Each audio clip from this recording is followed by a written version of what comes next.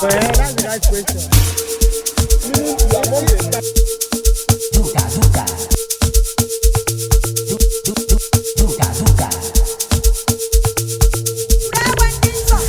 Kwesi na aza bụ short aza wee kpatalụ gị short loader ego ba na aza chọba ife ọmụ sharp shooter nsogbu jụlụ oyi na mpempe ijebuli ya sinye na gas cooker ya nwoke m biko kwuo ya na BTC ka ị chọrọ ịkwụ ya na RIP maka m ga-achụfado gị TIG ekwensu ga-enye gị VIP taa m gwakwa gị eri n'ego m kịta anyị na-agwa m na ijiri ego m 10% nke iji egwuregwu dịka ewe n'iwe ka m jụọ gị ịchọ igba egbe